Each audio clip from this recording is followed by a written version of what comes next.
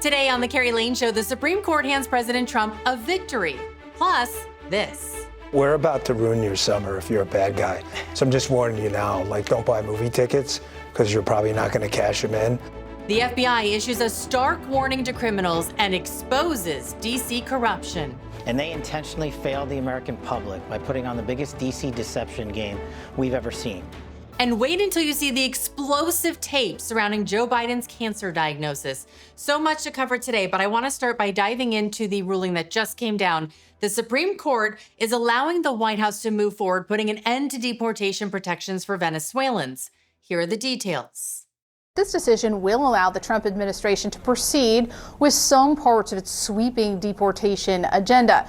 So here, the Supreme Court is allowing the Trump administration to roll back for some people, a certain form of humanitarian relief known as temporary protected status, also known as TPS. Now, this is just the latest in a series of challenges to Trump's immigration agenda. Many of these have actually reached the Supreme Court in an expedited manner. So this is a small W win for the administration. So the administration can start to proceed with rolling back some of these protections.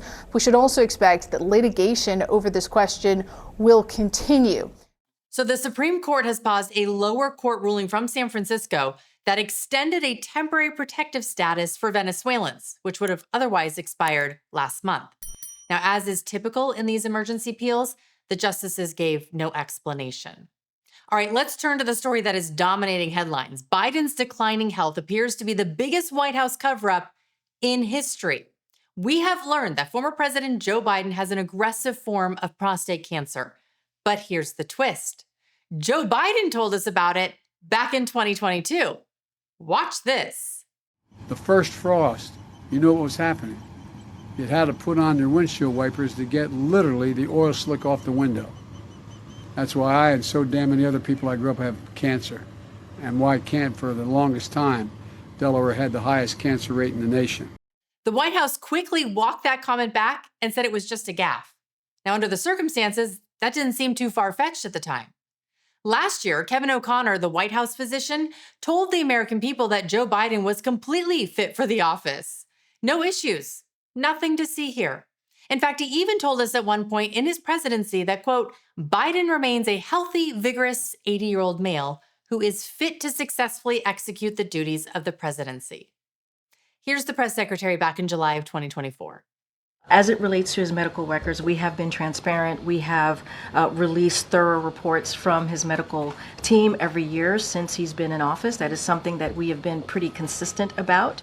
The only thing they've been consistent with is misleading the American people. And now all of a sudden, we're expected to believe the prostate cancer diagnosis just appeared, despite years of covering up Biden's cognitive decline.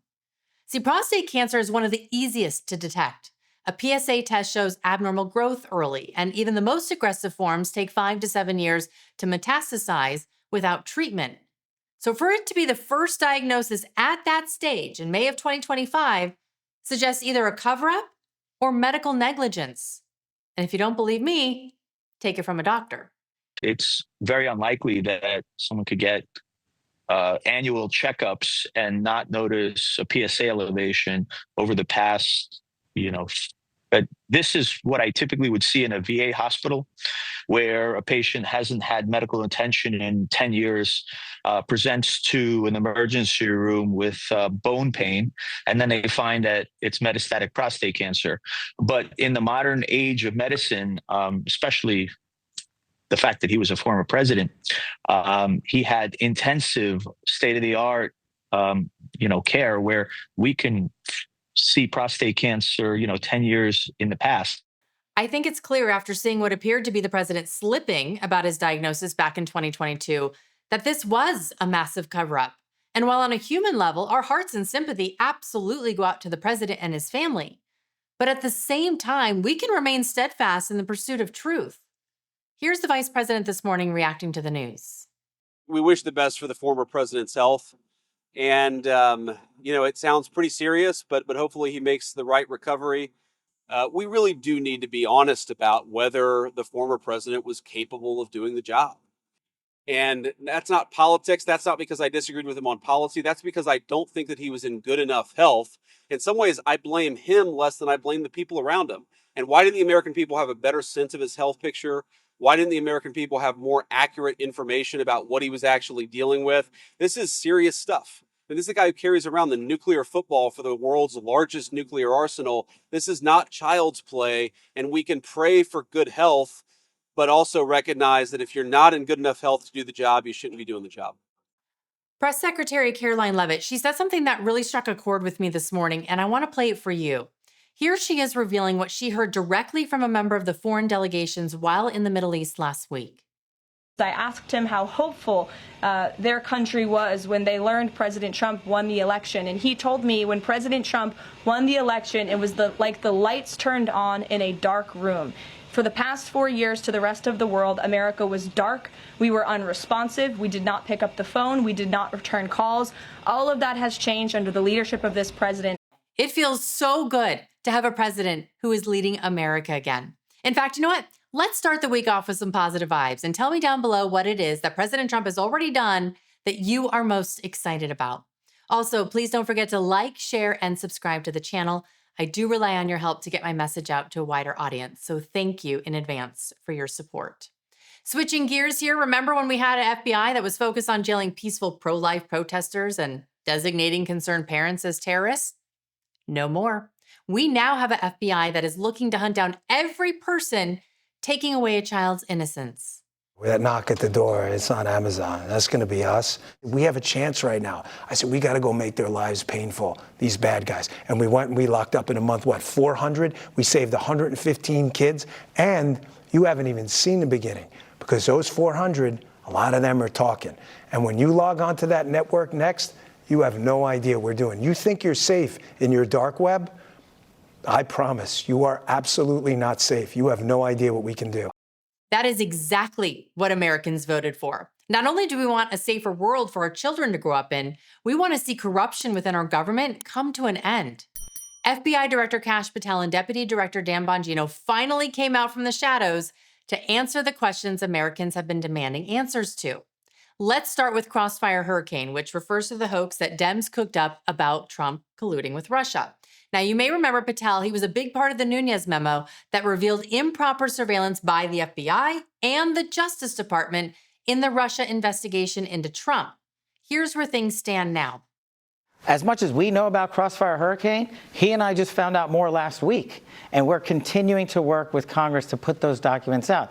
That's how vindictive and vicious the former leadership structure here was. Not only did they bastardize the FISA process and lie to the American public, they withheld and hid documentation and put it in rooms where people weren't supposed to look. And it's a good thing we're here now to clean it up, and you're about to see a wave of transparency. What do you mean? Just give us about a week or two.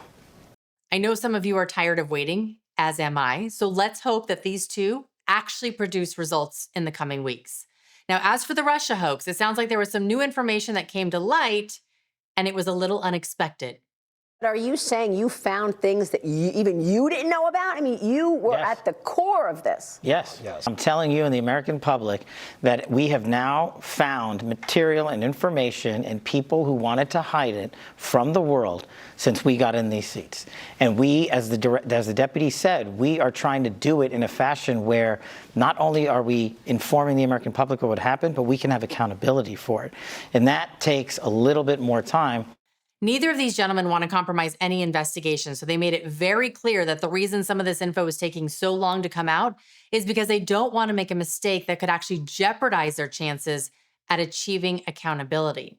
Now, another interesting topic they touched on was the assassination attempts on President Trump's life. One of the cases has been closed since that individual is deceased, and the other is still in court. Now, there have been a lot of conspiracy theories floating around out there, but Bongino, he shut them down. One is actively in court right now, so out of respect for the case, it's probably more appropriate that I stay quiet on that. However, I'm not going to tell people what they want to hear. I'm going to tell you the truth, and whether you like it or not is up to you. If there was a big explosive there, right? Given my history as a Secret Service agent and my personal friendship as a director does with the president, give me one logical, sensible reason we would not have. If you can think of one, there isn't.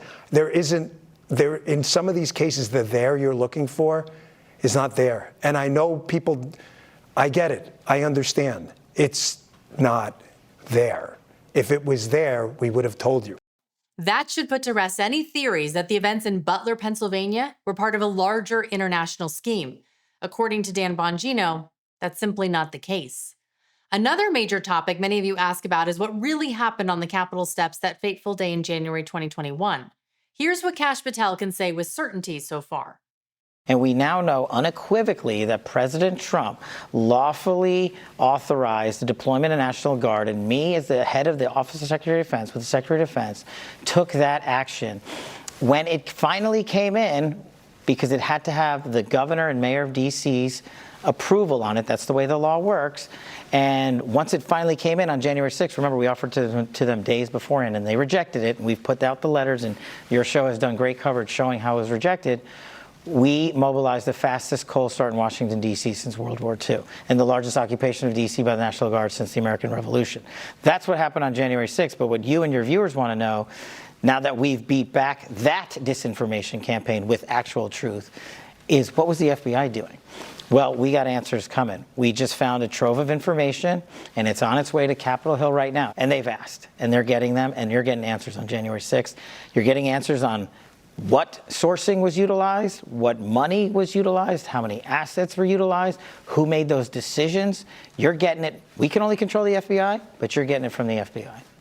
You can count on me to stay on top of this, especially since legacy media will probably do their best to ignore it.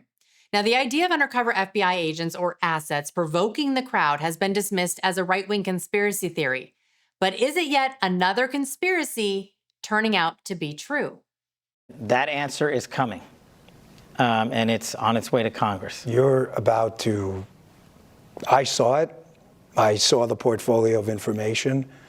We dug far and wide to find it. And I'm pretty sure now we have a conclusive, definitive answer. But you and the public are going to have it. You're going to see it in writing over to Capitol Hill. But I just want to be sure we're clear, having been an agent and a police officer. There is a difference between an agent. I know you know this. I don't mean to sound ridiculous. An agent, meaning a trained GS 1811 federal agent, and a source or an asset. There's a difference. So when you see the material, which I promise you is coming, again, I'm not asking you to trust us. I know it's coming because I saw it yesterday. When you see it, I just want you to understand that. I want the American public to go back and look at what our predecessors stated to Congress under oath, that there were no FBI sources utilized in and around January 6th. I'm going to leave it at that, but go play the videotape and look for this material coming to Congress. Now that's a tease, if I ever heard one. Looking forward to those details because, as we have all heard for the past 4 years, no one is above the law. That takes me to my next topic. Attorney General Letitia James. You probably have heard by now she's being investigated for mortgage fraud, the very thing she accused President Trump of. Patel was asked about this case, and here's all he could say at this point. So again, ongoing cases, and we take our ongoing investigations very seriously because we don't want to do what our predecessors did, which is talk about them ad infinitum in the public, and then nothing happens.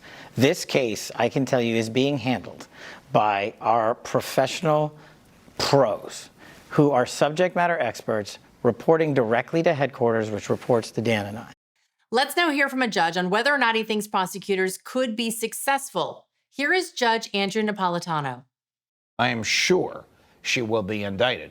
I think she has some substantial defenses. A lot of this happened beyond the statute of limitations, which is 5 years. A lot of these documents weren't signed by her, but I think she'll be indicted, and there probably will be, not the trial of the century, but a monumental trial over this, either in Buffalo, same place where the Chief Justice was, or in the Eastern District of Virginia, an area you're familiar with, where the government never loses.